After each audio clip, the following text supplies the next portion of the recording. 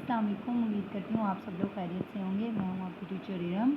जैसे कि हम 10th बायोलॉजी का जो है वो हमने चैप्टर नंबर 1 स्टार्ट किया हुआ था। हमने उसके जो है वो टॉपिक पहले 2 टॉपिक बिल्कुल क्लियर कर लिए थे। अब हम जो है वो क्या करेंगे, टॉपिक नंबर 3 डिस्कस करेंगे जो है लंग्स एंड ब्रीथिंग। मैंने 2 टॉपिक्स एक ही लेक्चर में कवर करने की कोशिश की है। देखिए बेटा, लंग्स क्या होते हैं? लंग्स होते हैं हमारे फेफड़े। फेफड़े मैंने जो है वो फेफड़ों की स्ट्रक्चर ड्रा कर दी है। मेन चीज़ आपने क्या पता है देखनी है बेटा, मैंने पिछले लेक्चर में भी आपको बताया था कि गैसेस का तबादला फेफड़ों के अंदर मौजूद एल्वोलाई के अंदर होता है। ठीक है, यहाँ उन्होंने फेफड़ों की शेप्स के बारे में बताया हुआ है कि फेफड़े किस तरह के होते हैं और उनकी जो है वो क्या शेप है।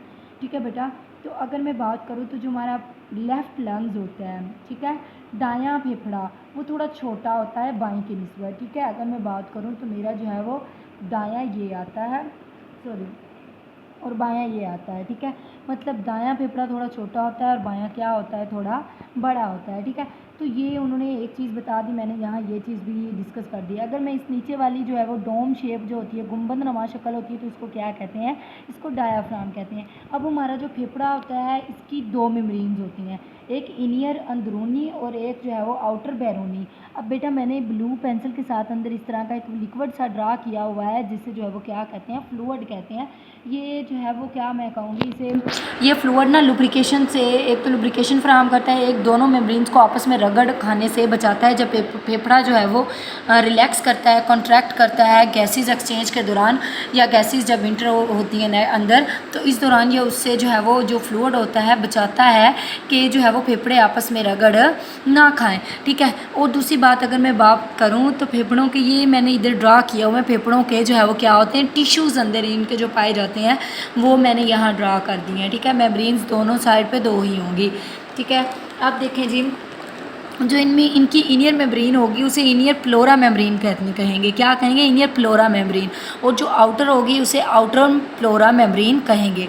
प्लोरल मेम्ब्रेन ये जो है वो, जहाँ प्लोरल का वर्ड आ जाए वहाँ आप लोगों ने जो है वो,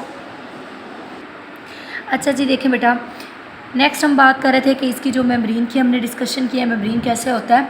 अब देखें बेटा, नेक्स्ट आ जाए कि इसके अंदर जो है वो इसकी हिफाजत फेफड़ों की कौन सी चीज़ करती है। तो हमारे जो है वो पसलियों के कितने जोड़े होते हैं? 12 जोड़े होते हैं। बेटा यहाँ शॉर्ट क्वेश्चन बनता होता है, एक तो इस फ्लूइड के बारे में शॉर्ट क्वेश्चन बनता है कि जो प्लूरल मेम्ब्रेन का फ्लूइड होता है उनका क्या काम होता है, और इसके इनियर आउटर मेम्ब्रेन के बारे में भी पूछ लेते हैं।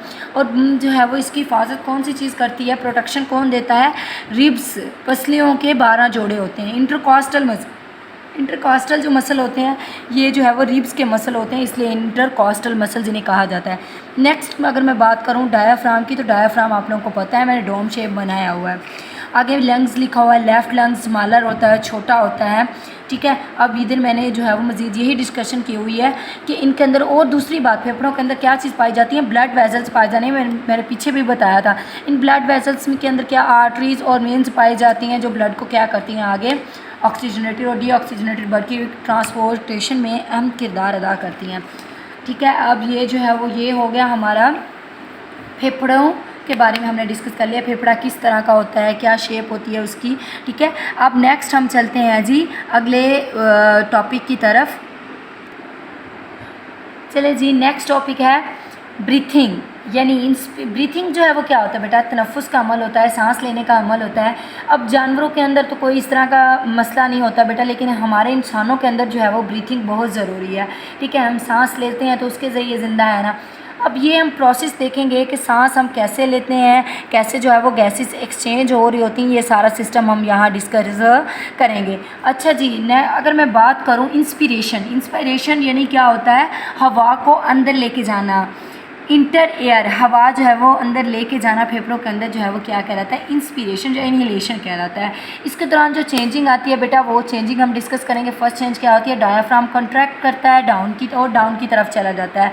उसके बाद दूसरी चेंजिंग हमारे पास आ जाता है इंक्रीज द थोरैक्स एरिया, मतलब जो छाती का एरिया होता है वो क्या होता है? बढ़ जाता है इस दौरान। रिड्यूस प्रेशर इन लंग्स, जो प्रेशर है वो क्या हो जाता है? लंग्स के अंदर कम हो जाता है।